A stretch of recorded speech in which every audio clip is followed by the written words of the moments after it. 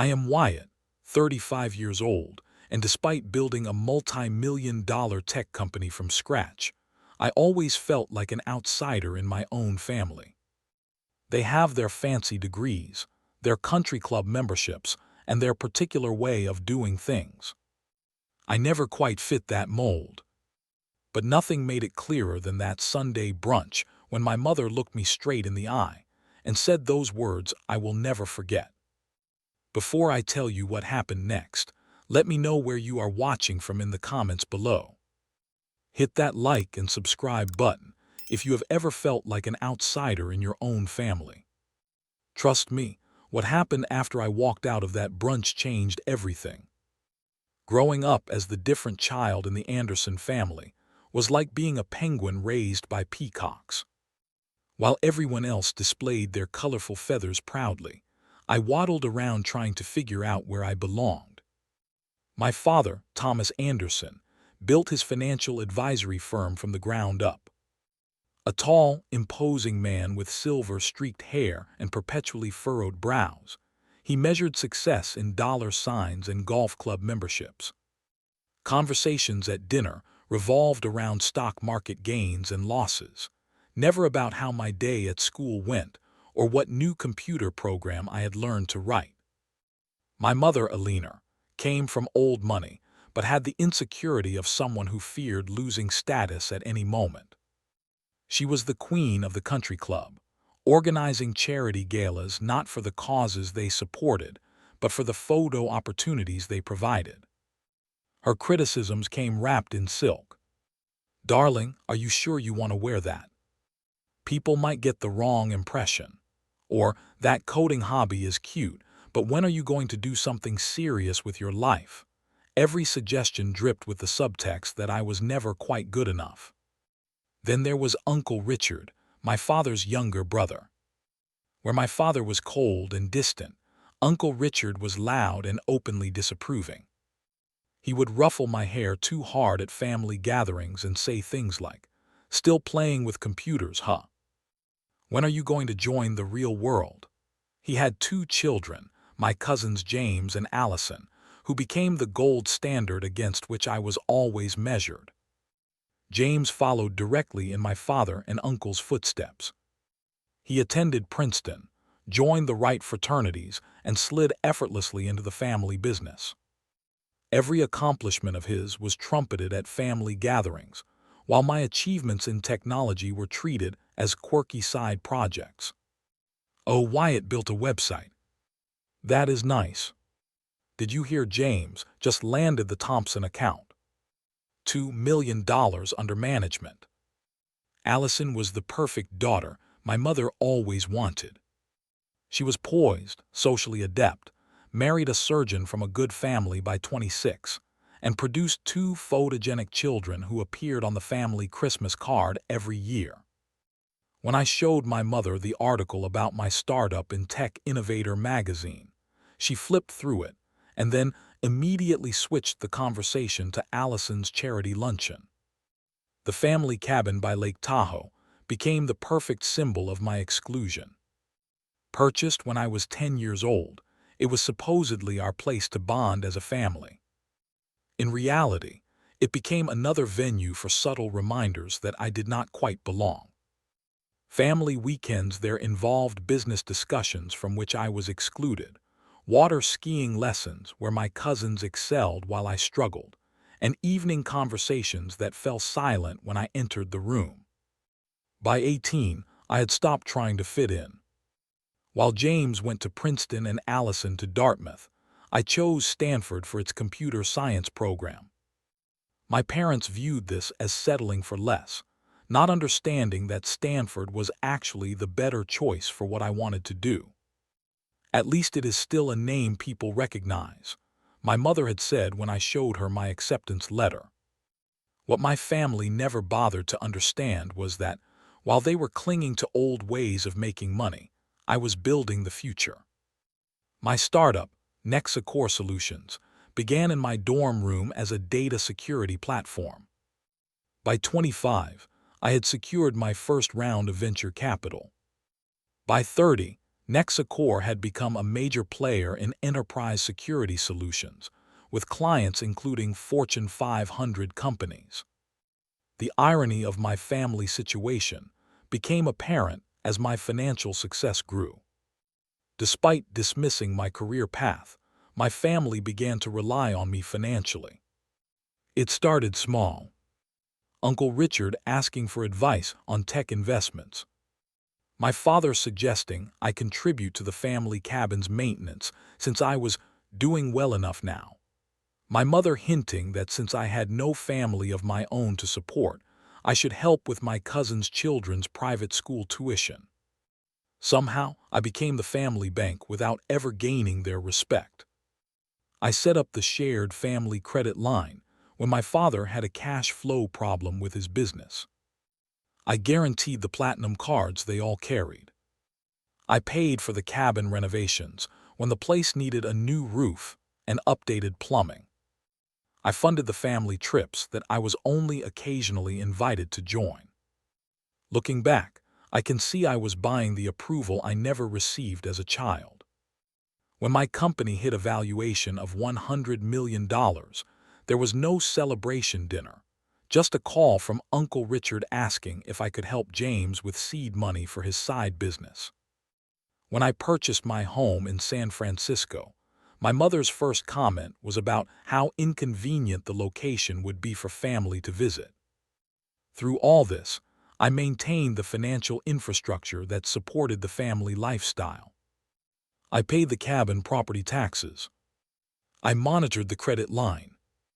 I covered the insurance policies.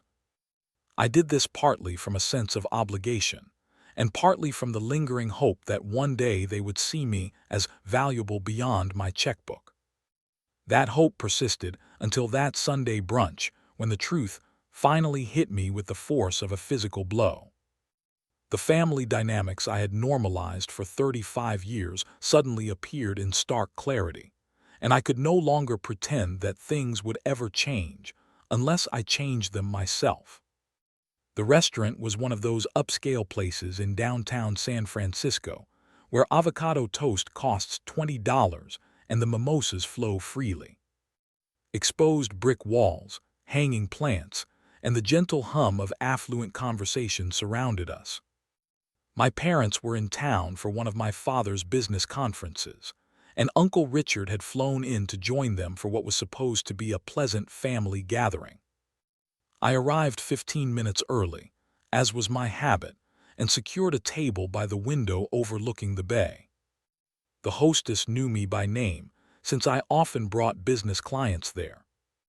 I ordered a black coffee and waited, checking emails on my phone as the minutes ticked by.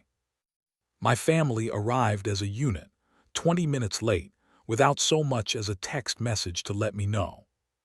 Classic Anderson behavior. Time was valuable, but apparently only their time. Wyatt, darling, sorry we are late. The hotel concierge gave us terrible directions, my mother said, air kissing near my cheek as she sat down. She was impeccably dressed in a cream-colored Chanel suit, not a strand of her highlighted bob out of place. No problem, I replied automatically, though it was a problem. I had rescheduled an important investor call for this brunch. My father gave me a firm handshake, the same one he used with business associates. Place looks expensive, he commented, which was his way of suggesting I would be picking up the tab. Uncle Richard slapped my back too hard and immediately ordered a Bloody Mary from a passing server. The initial conversation flowed with practiced ease. We discussed safe topics. The weather in San Francisco compared to back east, the hotel they were staying in, the conference my father was attending. My mother complained about the flight, my father bragged about a recent deal, and Uncle Richard made the same jokes he had been making for 20 years. I smiled and nodded in all the right places, playing my assigned role in the family script. The waitress brought our food. Eggs Benedict for my mother, steak and eggs for my father and uncle, and a vegetable frittata for me.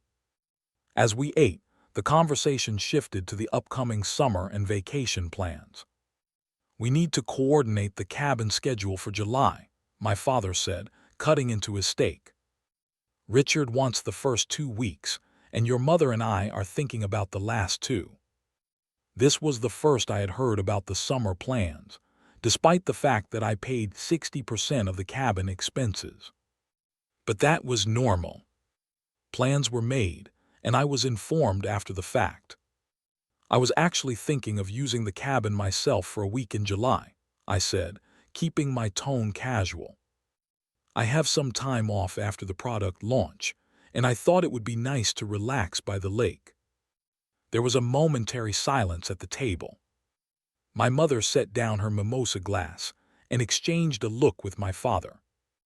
Uncle Richard shifted uncomfortably in his seat. "Well, that might be difficult with the schedule we have already worked out," my mother said, her voice taking on the overly patient tone she used when she thought someone was being unreasonable.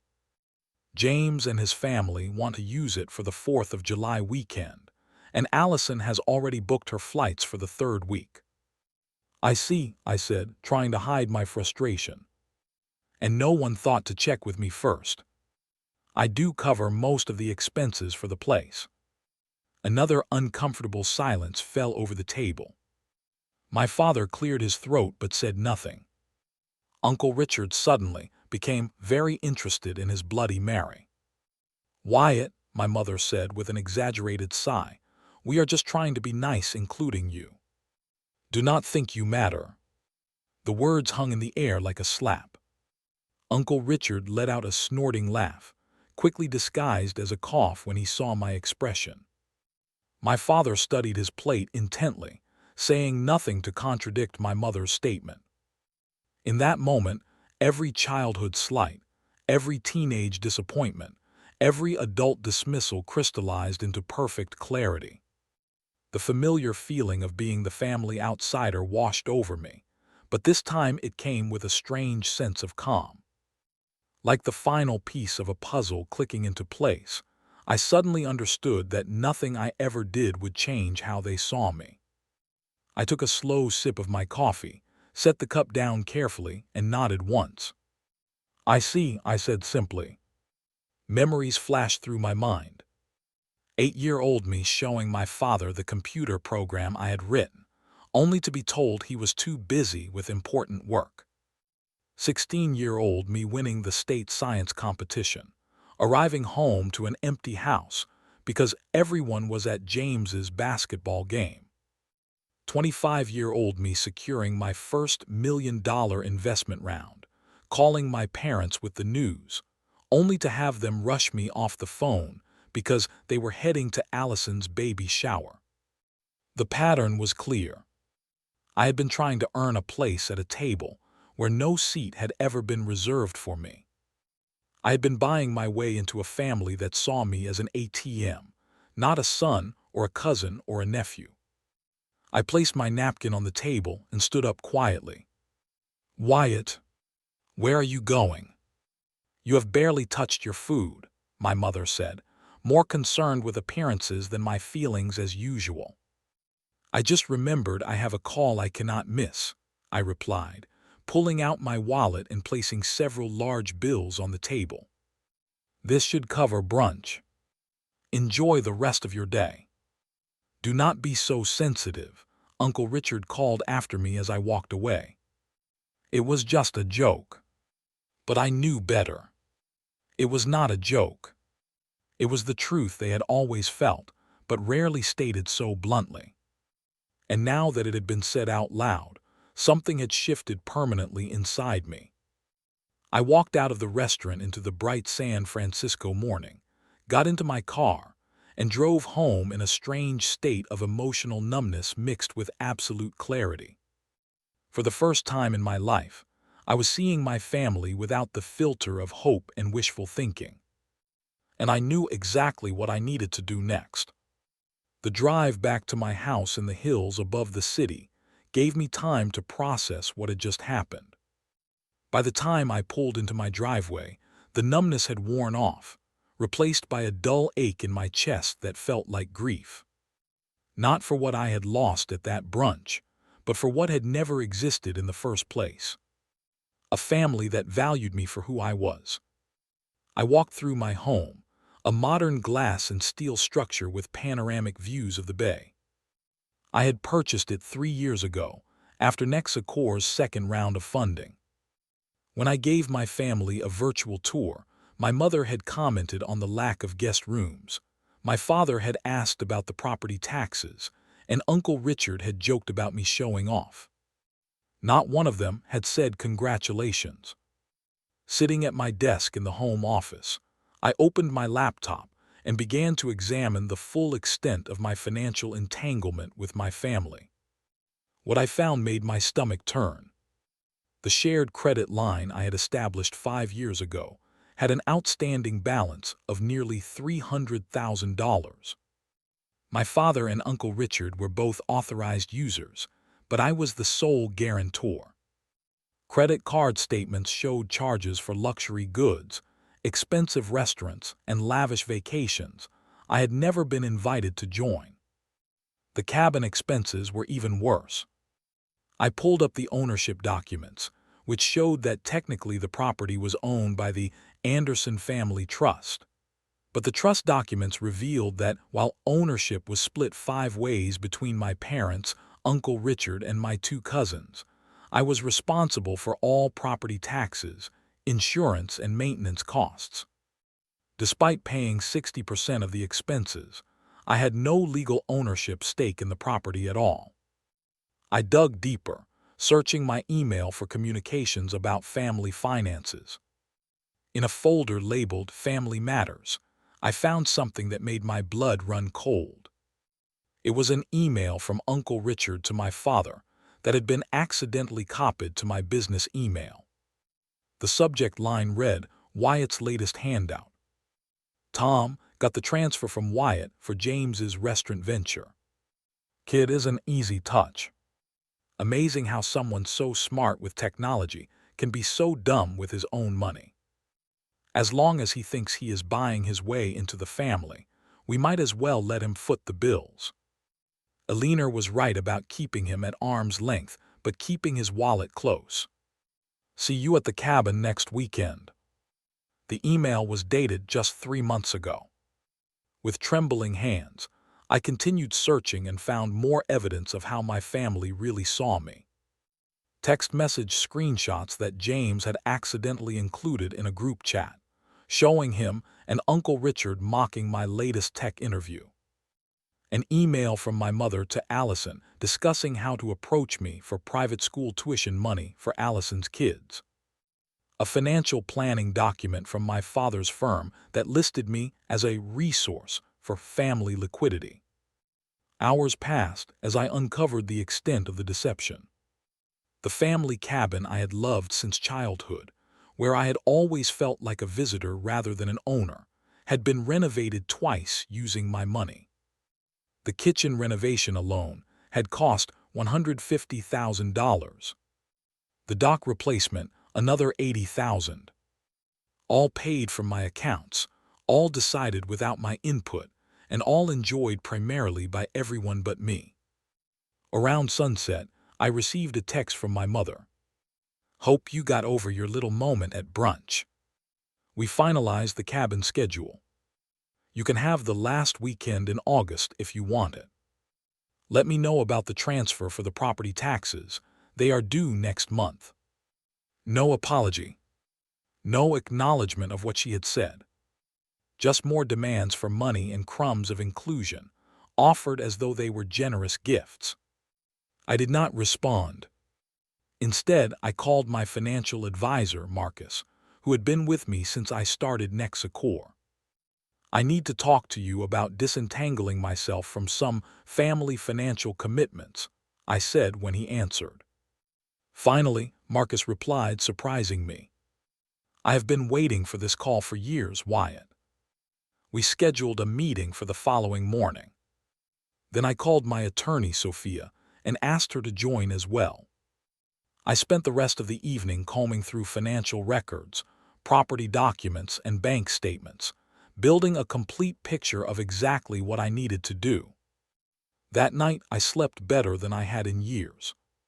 The decision to cut the financial ties that bound me to a family that did not respect me felt like setting down a heavy weight I had been carrying for decades. For the first time, I was choosing myself. Marcus and Sophia arrived at my house at 9 the next morning. I had prepared a presentation outlining all the financial connections between myself and my family, and my plan for severing them. The shared credit line needs to be closed immediately, Sophia advised after reviewing the documents. You are taking all the risk, and they are reaping all the benefits.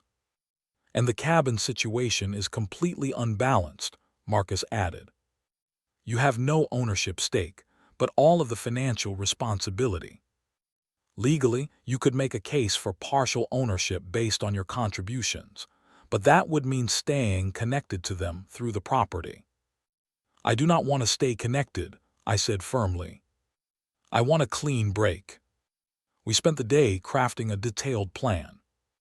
The cabin would be the first issue to address. Since I was not an owner, I could not force a sale, but I could leverage my financial contributions to encourage one.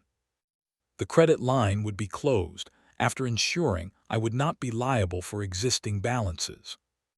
The credit cards I guaranteed would be canceled or transferred solely to their users' responsibility. What struck me most during this planning session was how neither Marcus nor Sophia seemed surprised by my decision. To be honest, Wyatt, I have been concerned about these arrangements for years, Marcus admitted. But you always seemed determined to maintain them despite my advice to create better boundaries. I thought I was buying a place in my family, I said quietly. But you cannot buy what is not for sale. By the end of the day, we had a comprehensive plan that was both legally sound and financially prudent. It would take approximately 2 weeks to execute completely, and it would fundamentally change my relationship with my family forever. As I walked Marcus and Sophia out, Sophia turned to me at the door. Are you sure you want to do this? Family relationships are complicated, and money makes them more so. I thought about my mother's words at brunch. We are just trying to be nice, including you. Do not think you matter.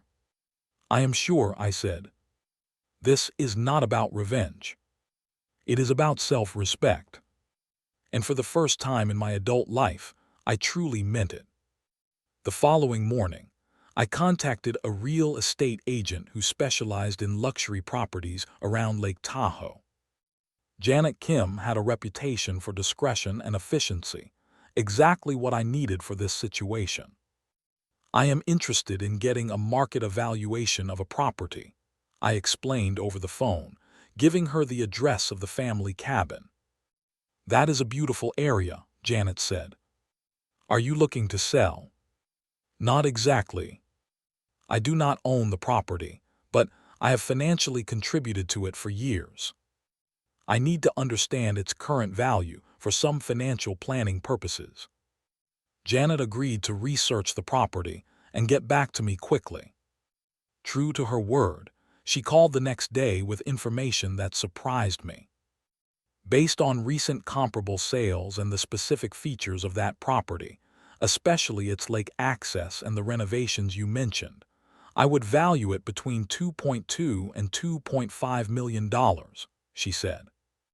And I should mention that the market for lakefront properties like this is extremely hot right now. I have several clients who would be interested if it ever came up for sale. The valuation was significantly higher than I had expected. The property had been purchased for just under $500,000 25 years ago. Even accounting for the renovations I had funded, the appreciation was substantial. Hypothetically speaking, I asked, how quickly could a property like this sell if it were on the market? With motivated sellers and buyers. We could close in 2 weeks, especially if the buyer can pay cash, which many of my clients can. Lake Tahoe properties in prime locations like that rarely stay available for long. An idea began to form. I thanked Janet and promised to be in touch soon. Next, I contacted the property management company that maintained the cabin. Over the years, I had been the one to hire them and pay their invoices, so they knew me well. "Sam, I need some information about the cabin," I said when the property manager answered. "Who is listed as the contact for decisions about the property?" "You are Mr. Anderson," Sam replied without hesitation. "You are the only one who has ever handled the business side of things since we took over management 5 years ago. And who has access to the property currently?" "No one is there now. Your father has a visit scheduled for next weekend, though." This was perfect timing. I thanked Sam and asked him to continue with business as usual for now, promising to be in touch with some potential changes soon. The next step was the most critical. I contacted the family trust attorney, Mr. Peterson, who had set up the Anderson Family Trust that technically owned the cabin. I had never met him, as the trust had been established before I was born, but I knew his name from the documents I had reviewed. "Mr. Peterson, this is Wyatt Anderson," I said when I reached him by phone. "I am calling about the Anderson Family Trust, and specifically the Lake Tahoe property." "Ah, yes, Mr. Anderson. Your father has mentioned you. How can I help you?" "I understand that I am not a beneficiary of the trust, but I have been paying the property taxes, insurance, and maintenance costs for the cabin for several years now. I am trying to understand the legal implications of this arrangement." There was a pause on the line.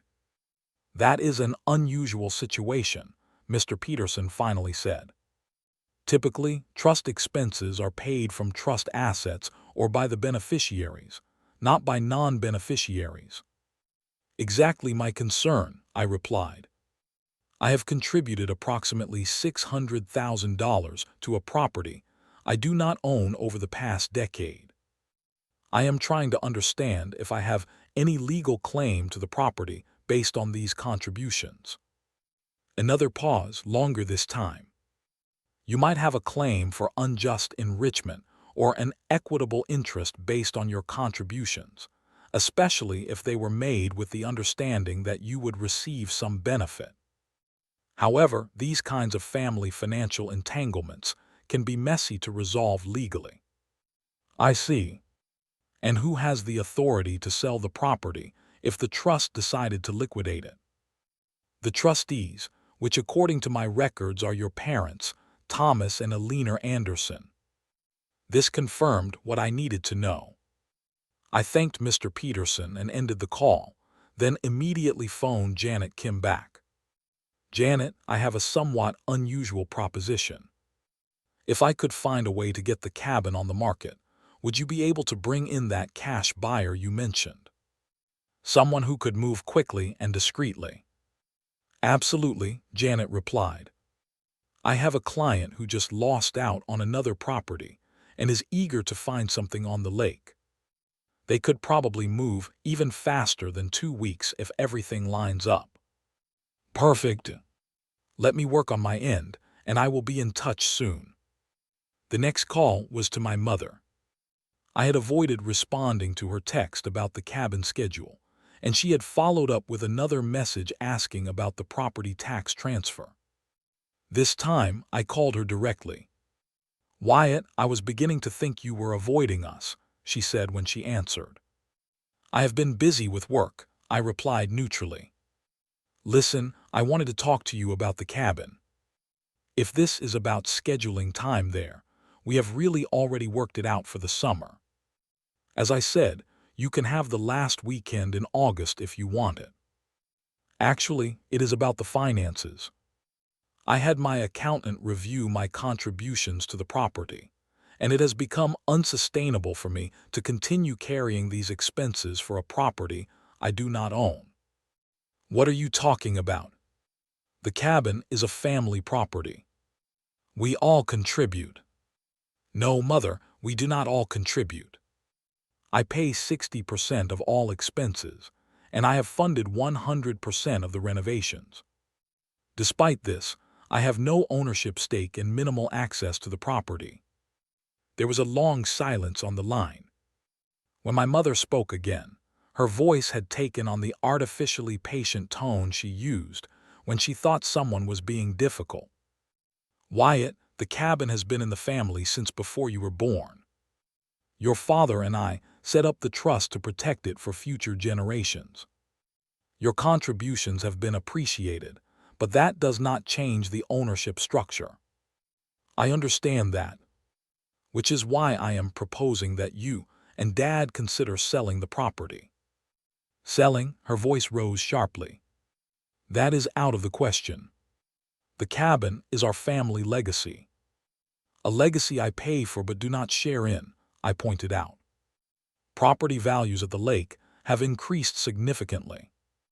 A sale now would generate substantial profits that could be distributed among the actual owners. You and Dad could use your portion for retirement. Uncle Richard could fund James's restaurant venture without my help, and I could stop draining my resources on a property I barely get to use. This is absurd. We are not selling the cabin. And if this is some sort of tantrum over what I said at brunch, you need to get over it. I simply meant that the schedule was already set." "No, Mother, you meant exactly what you said. And it helped me see things clearly for the first time. I am no longer willing to financially support a family that does not respect me. So here are your options. Either agree to list the cabin for sale and distribute the proceeds according to legal ownership, or I will stop all financial contributions immediately and pursue legal remedies for the funds I have already invested under false pretenses." "You would not dare.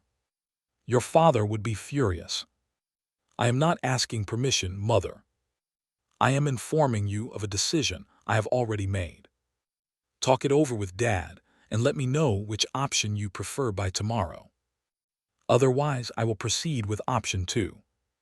I ended the call before she could respond. My heart was pounding, but I felt strangely calm. For the first time in my relationship with my family, I was setting terms rather than accepting theirs.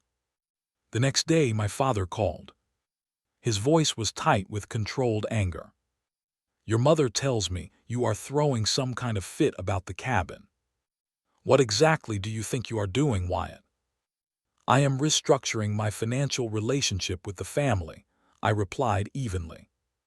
"The current arrangement is not working for me anymore." "Not working for you? We have given you access to a family property that has been in our family for generations. Dad, the cabin was purchased the year I was 10. That is hardly generations. And I have paid far more into it than I have ever received in return. This is about money. I thought I raised you better than that. No, it is about respect. And the fact that you cannot see the difference tells me everything I need to know about how you view our relationship." After a heated discussion that went in circles, my father finally conceded that perhaps a reassessment of the cabin situation might be warranted. 3 days later, I received a call from Mr. Peterson, the trust attorney. "Mr. Anderson, I have been instructed by the trustees to explore options for the Lake Tahoe property, including a potential sale. I understand from our previous conversation that you might have some resources to facilitate this process." "Indeed I do," I replied, immediately connecting him with Janet Kim. What followed was a whirlwind of activity. Janet's eager buyer toured the property while my family was conveniently away and made a cash offer of $2.4 million with a 10-day closing period. My parents, seeing the substantial profit they would realize and faced with my firm stance on withdrawing all financial support, reluctantly agreed to the sale. Meanwhile, I moved forward with other aspects of my plan. I met with the bank that held the shared credit line and initiated the process to close it. The representative was concerned about the outstanding balance. "Mr. Anderson, there is currently $297,000 drawn on this line of credit. That would need to be settled before closure." "I understand. I am only responsible for repaying charges I personally made. Can you provide a breakdown of transactions by user?" The breakdown revealed what I had suspected. Less than 15% of the charges were mine. The rest were split between my father and Uncle Richard. I paid off my portion on the spot and informed the bank that the other users would need to settle their own obligations. Next came the credit cards. I had guaranteed platinum cards for my parents, Uncle Richard, and both cousins. I contacted each credit card company and removed my guarantees, effectively downgrading the cards to whatever limits the holders could qualify for on their own merits. The final step was setting up monitoring systems to alert me when the changes took effect. I created email alerts for the cabin sale closing, the credit line status, and the credit card changes. I wanted to know exactly when my family would realize what had happened. Throughout this process, I experienced moments of doubt and guilt. Was I being too harsh? Was this an overreaction to years of slights, culminating in one particularly painful comment? But then I would remember the email from Uncle Richard or my mother's dismissive words at brunch, and my resolve would strengthen. This was not about revenge. It was about establishing boundaries that should have been in place long ago. It was about valuing myself when my family had consistently failed to do so. 2 weeks after the brunch incident, all the pieces were in place. The cabin sale was set to close the following day. The credit line would be officially terminated at the end of the business day. The credit card guarantees had already been removed, though the family had not yet attempted to use the card since the change. I sat in my home office, looking out at the San Francisco skyline as the sun set, and waited for the inevitable fallout. I did not have to wait long. The first domino fell at 4:27 p.m. when my phone pinged with an email notification. The subject line read, "Lake Tahoe property closing confirmation. The sale of the cabin was complete." The proceeds had been distributed to the trust beneficiaries as legally required. None came to me, despite my years of financial contributions, but I had expected this. The clean break was worth more to me than the money. At 5:03 p.m., another notification arrived. The shared credit line was officially closed. Any attempts to draw on it now would be declined. I poured myself a glass of whiskey and waited. The real storm would begin when my family discovered what had happened. I did not have to wait long. At 5:46 p.m., my phone buzzed with a text from James. "WTF is going on with the cabin?" Some couple showed up saying they bought it. I did not respond. At 6:12 p.m., a series of messages flooded the family group chat. "Uncle Richard, my card just got declined at dinner with clients. Extremely embarrassing. Anyone else having problems? James, there are literally strangers at the cabin claiming they own it now. Dad, what is going on? My father, Alina, call Wyatt immediately. Something is wrong with the accounts. My mother, he is not answering my calls. Allison, my card was declined too. I was trying to pay for Sophia's ballet tuition." The messages continued to pour in, growing increasingly frantic as they pieced together what had happened. I watched the chat without responding, taking slow sips of my whiskey. Years of emotional manipulation and financial exploitation were coming to a head in real time on my phone screen. At 7:30 p.m., the first direct call came from Uncle Richard. I let it go to voicemail. His message was a mixture of outrage and disbelief. "Wyatt, what the hell do you think you are doing? My card was declined in front of important clients. The restaurant manager had to come over. Do you have any idea how humiliating that was? And now Tom tells me the cabin is sold. You fix this right now, or there will be serious consequences. The threat in his voice might have intimidated me once, but not anymore. I deleted the message without responding. My father called next. Unlike Uncle Richard, he did not leave a voicemail. He simply called back again and again, 6 times in a row. When I continued not to answer, he sent a text. We need to talk. Now. My mother's approach was more manipulative. Her voicemail dripped with injured innocence.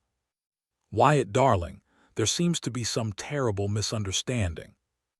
Your father says the cabin has been sold without our knowledge, which cannot possibly be right. And there is something wrong with all our cards. Please call me back immediately. We are very worried about you. Not worried enough to apologize for what she had said at brunch, or for years of treating me as an outsider. Not worried enough to acknowledge how they had taken advantage of me financially. Just worried about the sudden loss of access to my money. James left an angry, rambling message accusing me of ruining the family vacation plans and demanding to know what gave me the right to interfere with the cabin. Do you have any idea how disappointed my kids are going to be? They were looking forward to the lake all year. Fix this, Wyatt. Fix it now. The only message that gave me pause came from Allison. Unlike the others, her tone was not demanding or accusatory. Wyatt, I do not know exactly what happened between you and the rest of the family, but I can guess it has been building for a long time. If you want to talk, I am here. Not judging, just listening. Allison had always been the most perceptive member of the family. While she had benefited from the favoritism shown to her, she had never actively participated in excluding me. Still, I was not ready to bring anyone from the family back into my confidence yet, even her. Around 9 p.m., the tenor of the messages began to change from outrage to panic as the reality of the situation sank in. Uncle Richard. The bank says the credit line is completely closed. There was almost $300,000 on that line. They say I am responsible for my portion. That is not possible. My father, Peterson, confirms the cabin sale is legal and final. Proceeds have been distributed to trust beneficiaries. We need to discuss this as a family immediately. My mother. Wyatt, please. Whatever point you are trying to make, you have made it. This has gone far enough. Call me. I turned off notifications for the family chat and individual messages. I needed space to process the emotions swirling through me. There was satisfaction, yes, but also sadness for what could have been if my family had valued me for who I was rather than what I could provide. The next morning, I woke to find 17 missed calls, 29 text messages, and 11 voicemails. I deleted them all without listening or reading. I was not ready to engage yet. They needed time to understand that the old dynamic was gone forever. I spent the day working from home, focusing on Nexicor's upcoming product launch. Around noon, the doorbell rang. When I checked the security camera, I saw my father standing on my doorstep, looking uncharacteristically disheveled. I did not answer. He rang again, then began pounding on the door. Wyatt, I know you are in there. Open this door immediately. We need to talk about what you have done.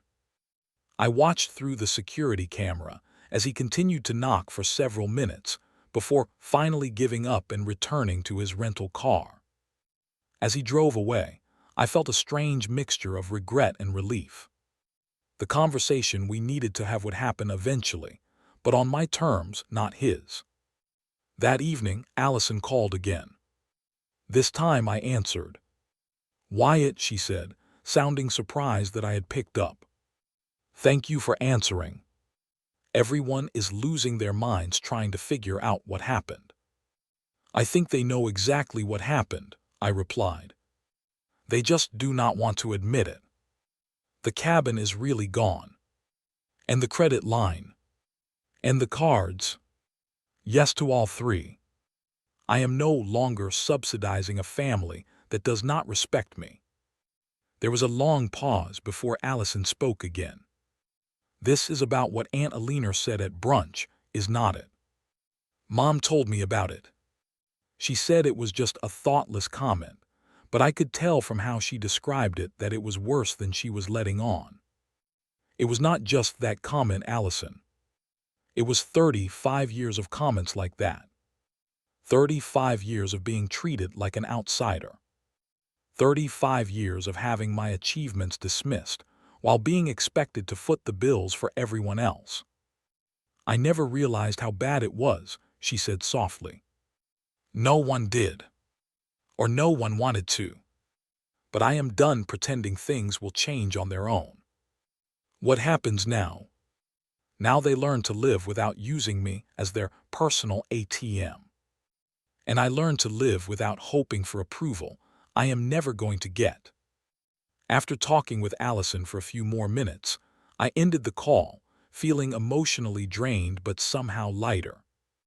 The burden of maintaining the illusion of family harmony had been even heavier than I realized.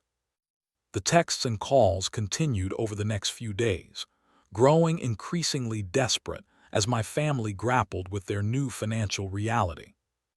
Uncle Richard threatened legal action, then backtracked when he realized he had no legal grounds. My mother cycled through guilt trips, anger, and finally tearful pleas.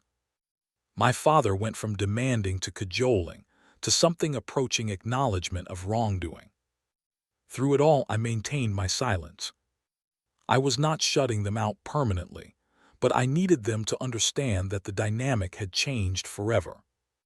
When we did speak again, it would be as equals, not as the family ATM and its entitled beneficiaries. A week after the financial separation was complete, I received an unexpected email from my father. The subject line was simply, "I understand now." "Wyatt," it read, "I have had time to reflect on what has happened, and while I cannot say I approve of your methods, I am beginning to understand your reasons. We need to talk, not about the money or the cabin, but about our relationship as father and son. When you are ready, I am willing to listen. Thomas." It was the most direct acknowledgement he had ever made that our relationship needed work. It was not an apology, but it was a start. I saved the email but did not respond yet. The time for a family reckoning was approaching, but it would happen on my terms when I was ready. 2 weeks after the financial separation was complete, I decided it was time for the conversation my family and I needed to have. I sent a group email to my parents, Uncle Richard, James, and Allison. "I am willing to discuss recent events and the path forward. My home Sunday at 2 p.m. Come prepared for honest conversation. This is not a negotiation about financial arrangements, which are final." The responses came quickly. My parents and Allison confirmed immediately. Uncle Richard replied with a terse, "We will be there." James initially declined, then changed his mind after what I assumed was pressure from the rest of the family. On Sunday, I prepared my home for the meeting. I set up the living room with enough seating for everyone, ordered catering for a light lunch, and made sure the bar was stocked. This would not be a hostile confrontation, but it would be an honest one. At exactly 2 p.m., the doorbell rang. I opened the door to find my family standing there, looking like they were attending a funeral rather than a family meeting. My mother had dark circles under her eyes, partially concealed by makeup. My father's face was drawn, his normally perfect posture slightly stooped. Uncle Richard looked like he had aged 5 years in 2 weeks, his complexion ruddy with stress. James stood slightly apart from the others, arms crossed defensively. Only Allison met my eyes directly as they entered. "Welcome," I said simply, ushering them into the living room. "Please, help yourselves to food and drinks before we begin." No one moved toward the catering spread. They took seats silently, tension filling the room like a physical presence. "I suppose you know why we are here," my father began, his voice carrying less authority than usual. "Yes," I replied. "We are here because for the first time in 35 years, I have your full attention." Uncle Richard made a scoffing sound. "You have our attention because you sold family property out from under us and left us with hundreds of thousands in debt." "Richard," my father warned, then turned back to me. "Wyatt, we understand you are upset about what your mother said at brunch. It was thoughtless and hurtful. But your response has been completely disproportionate." My mother nodded quickly. "Darling, you know I did not mean it the way it sounded. It was just a poor choice of words." I looked at each of them in turn before speaking again. If it had only been that one comment, we would not be sitting here today. What happened at brunch was simply the final confirmation of something I have known but been denying for years. That I have never been a full member of this family. I have been tolerated because of what I provide, not who I am. "That is ridiculous," James interjected. "You have always been included." "Have I?" I asked, turning to him. "Was I included when you all planned family vacations without consulting me, despite the fact that I paid for most of them? Was I included when you started your restaurant venture with family money, my money, without even a courtesy call to discuss it? Was I included when decisions were made about renovating the cabin that I paid for but did not own?" James looked away, unable to hold my gaze. I continued, my voice steady. "For years, I have funded this family's lifestyle. I established the credit line you used as your personal slush fund. I guaranteed the credit cards you maxed out on luxury purchases. I paid for cabin renovations I rarely got to enjoy. And through it all, I was treated as an afterthought, someone to call when bills came due, but not when plans were being made." "You make it sound like we used you," my mother said, her voice trembling slightly. "Did not you?" I walked to my desk and returned with a folder, which I opened and placed on the coffee table. "This is an email from Uncle Richard to Dad, accidentally copied to me, discussing how I am an easy touch who can be manipulated into funding family expenses as long as I think I am buying my way into the family." Uncle Richard's face flushed deep red. My father looked stricken. "And here," I continued, pulling out another document, "is a financial planning worksheet from Dad's firm that lists me as a resource for family liquidity. Not as a son or a brother or an uncle.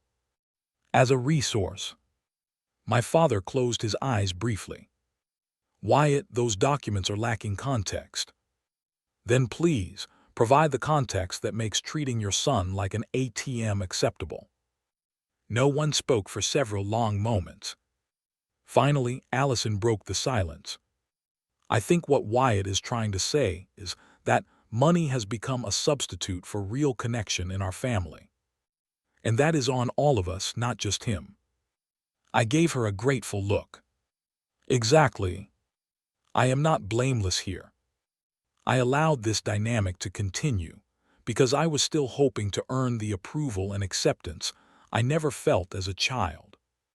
I used money as a way to try to belong. But at brunch, when Mother made that comment and no one, not even you, Dad, contradicted her, I finally accepted the truth. I cannot buy my way into being valued for who I am." My mother dabbed at her eyes with a tissue. "Wyatt, we have always loved you. You were just so different from the rest of us. We did not always know how to connect with you." "Different does not mean less worthy of respect or inclusion," I replied. And love that comes with conditions is not really love at all. I turned to my father. Dad, you never once told me you were proud of what I built with Nexicor. Not when we secured our first major client. Not when we hit 10 million in revenue. Not when we expanded internationally. Yet you expected me to fund your lifestyle and bail out the family whenever there was a financial shortfall. My father looked genuinely shocked. I assumed you knew I was impressed by your business acumen. I did not think I needed to say it. That is the problem. Everyone in this family assumed I would just keep giving without needing anything in return. Not money, not appreciation, just basic respect and inclusion. Uncle Richard, who had been uncharacteristically quiet, finally spoke. So you punished us by cutting us off completely. By selling the cabin out from under us without warning. I gave warning, I corrected. I called Mother and then spoke with Dad about selling the cabin. I offered options. You all chose to believe I was bluffing because you have never taken me seriously. That was your mistake, not mine. And the credit line. The cards.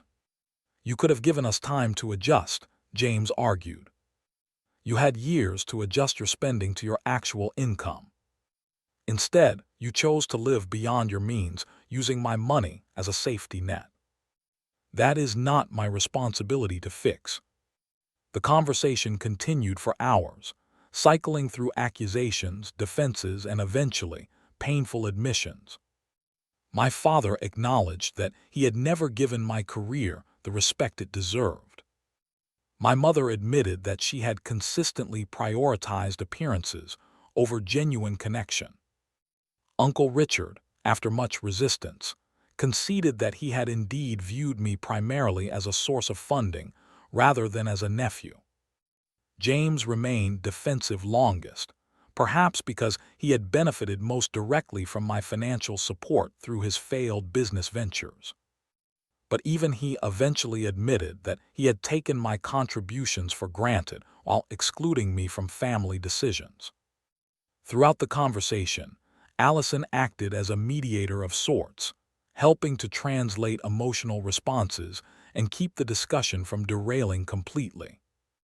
Her perspective as someone who had observed but not actively participated in the exploitation gave her a unique ability to bridge the gap between my position and the rest of the family's. As the afternoon wore on, the tone gradually shifted from confrontational to reflective. The catering I had provided was finally touched as people helped themselves to sandwiches and drinks during a natural break in the conversation. Where do we go from here? My father finally asked. You have made your point, Wyatt. The financial ties are cut. But are you cutting us out of your life entirely? That depends on you, I replied honestly. I am willing to build a new relationship with each of you, one based on mutual respect rather than financial obligation. But it would have to be entirely different from what we have had before. What does that look like? My mother asked hesitantly. It looks like treating me as an equal member of this family. Including me in plans because you want my company, not my money. Respecting my achievements for what they are, not for how they might benefit you. Being honest about your feelings, rather than manipulating me to get what you want. And if we cannot do that, Uncle Richard asked bluntly, then we will have a cordial but distant relationship going forward. The choice is yours. As the meeting drew to a close, no firm resolutions had been reached beyond an agreement to give each other space to process what had been said. My family filed out of my home looking exhausted but thoughtful, each lost in their own reflections about the truths that had been exposed. Allison hung back after the others had left. That was brave, she said, giving me a quick hug. Painful but necessary. Do you think anything will change? I asked her. I do not know, she replied honestly. But for what it is worth, I am proud of you for standing up for yourself. It is long overdue." As I closed the door behind her, I felt a profound sense of exhaustion but also relief.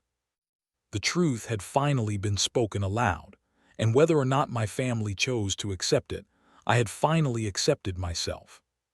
The path forward would not be easy, but for the first time it would be authentic.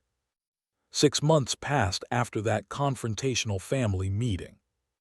The seasons changed, summer turned to fall and fall gave way to winter. In that time, my relationship with each family member evolved in ways I could not have predicted. My father was the first to make a genuine effort to rebuild our relationship. 2 weeks after our meeting, he invited me to lunch, just the two of us. There was no talk of money or business, just a halting attempt to get to know me as a person. He asked about my interests outside of work, my friends, my goals for the future. When I mentioned an upcoming industry award Nexacore had been nominated for, he surprised me by asking for details about the technology that had earned the nomination. "I never understood what you do," he admitted. I did not try to understand because it was outside my area of expertise, and I think, if I am being honest with myself, I was intimidated by that. "You?" Intimidated by me, I could not hide my surprise. "You built something innovative from nothing." I just followed the path my father set out for me. He paused, stirring his coffee. "I am proud of you, Wyatt. I should have said that years ago." Those words, so simple and yet so long withheld, meant more to me than any financial reconciliation could have. We began meeting regularly, once a month for lunch. Sometimes we talked about business, but more often, we talked about life, philosophy, books we had read, places we wanted to visit. For the first time, we were building a relationship based on who we were rather than what we could provide to each other. My mother found the adjustment more difficult. Her identity had been so wrapped up in social status and appearances that she struggled to relate to me without the financial dynamic that had defined our relationship. Our early conversations were strained, filled with awkward silences and occasional relapses into old patterns of subtle criticism. "I do not know how to be a mother to you," she confessed during one particularly honest conversation. "I never learned how to value you for yourself instead of how you reflected on me." "You could start by asking questions and actually listening to the answers," I suggested. "Get to know me as a person, not as an extension of yourself or as a financial resource." It was a slow process with many setbacks. Sometimes she would fall back into old habits, making snide comments about my lifestyle or trying to manipulate me emotionally. But increasingly, she caught herself doing it and made efforts to change. She started asking about my interests and listening when I talked about my work. She stopped comparing me unfavorably to James and Allison. For his part, Uncle Richard remained largely absent from my life, which was ultimately a relief. After a few token attempts at reconciliation that felt more obligatory than sincere, he retreated from direct contact. I heard from Allison that he was struggling financially without access to the family credit line, having to downsize his lifestyle considerably. Part of me felt guilty, but a larger part recognized that he was simply facing the consequences of his own choices for the first time. James and I established a cordial but distant relationship. His restaurant venture had failed without my continued investment, and he had been forced to take a corporate job that he considered beneath him. To his credit, he did apologize for taking advantage of my financial support, though I sensed the apology was more about keeping peace in the family than genuine remorse. We saw each other at occasional family gatherings, but did not seek out one another's company. Allison became a true friend and ally. Our relationship deepened beyond the cousin bond we had shared growing up into a genuine friendship, based on mutual respect and understanding. She had always been the most emotionally intelligent member of the family, and now she used that intelligence to help bridge the gaps between me and the others when possible, and to provide support when it was not. You know what the strangest part of all this is? She asked me during a hike in the hills above my home. Watching everyone adjust to living within their actual means. It is like they were playing a game of financial pretend for years, and now reality has set in. Is it bad? I asked, genuinely curious. Not bad, just different. Mom and Dad sold their second home. James and his wife downsized to a smaller house. Everyone is just living more honestly. And that was ultimately what I had wanted. Not revenge, not punishment, just honesty. The financial separation had forced a kind of authenticity on a family that had lived in comfortable denial for decades. As for me, Nexacor continued to thrive. Free from the constant drain of supporting my family's lifestyle, I was able to invest more in the company's growth and my own future. I expanded our international presence, launched 2 new product lines, and even had time to develop a mentorship program for young tech entrepreneurs from disadvantaged backgrounds. More importantly, I built a life rich in genuine connections. I deepened friendships that had taken a back seat during my years of family financial entanglement. I dated more, eventually meeting Sophia, a wildlife photographer whose independence and authenticity were refreshing after years of calculating relationships. I volunteered, traveled, and discovered interests I had never had time to explore before. The family cabin was gone, but I purchased a small lakeside property of my own, a place where I could invite the people who truly valued me for weekends of relaxation and connection. My father came once, somewhat awkwardly at first but with growing comfort as the weekend progressed. Allison and her family became regular guests. My mother visited once but found the simplicity of the place not to her taste. James never came, and Uncle Richard was never invited. One year after that fateful brunch, my family gathered for Thanksgiving at my father's house. It was a smaller affair than in previous years, more modest in its presentation, but somehow more authentic in its feeling. As we sat around the table, I noticed that the old dynamics had shifted. People spoke to each other rather than at each other. Conversations included everyone rather than breaking into exclusive subgroups. The artificial harmony of the past had been replaced by something more tentative but more real. My mother raised her glass in a toast. To family, she said, and to learning what that really means. Our eyes met across the table, and I saw something there I had never seen before. Genuine recognition. Not of what I could provide, but of who I was. Later, as I drove home, I reflected on the journey of the past year. The pain of that brunch comment had transformed into something unexpected. Freedom. Freedom from the burden of trying to buy acceptance. Freedom from the obligation of supporting people who did not respect me. Freedom to build relationships based on mutual value rather than financial dependency. The family I had now might be smaller and the connections more tentative, but they were real in a way they had never been before. And the family I had chosen, my friends, colleagues, and Sophia, filled the spaces left by those connections that could not be salvaged. In the end, what I had learned was simple but profound. You cannot buy your way into being valued.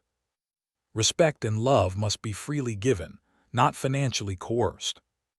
And sometimes, the most loving thing you can do for both yourself and others is to break the patterns that keep everyone locked in unhealthy dynamics. As I pulled into my driveway, I felt a sense of peace that had eluded me for most of my life. The wounded boy who had always sought approval was finally healing, replaced by a man who knew his own worth, not measured in dollars or family acceptance, but in the authenticity of his connections and the integrity of his choices. Sometimes the hardest boundaries to set are with the people we want love from the most. But when those boundaries finally go up, they do not just protect us from further harm, they create space for something new and better to grow in the clearing. Something real, something true, something worth having. If you have ever had to make the difficult choice to distance yourself from toxic family dynamics, let me know in the comments. How did you find the strength to set those boundaries? And if you enjoyed this story, please like, subscribe, and share with someone who might need to hear that it is okay to value yourself even when others do not. Thank you for listening, and remember, family is not just about blood, it is about respect, value, and mutual care.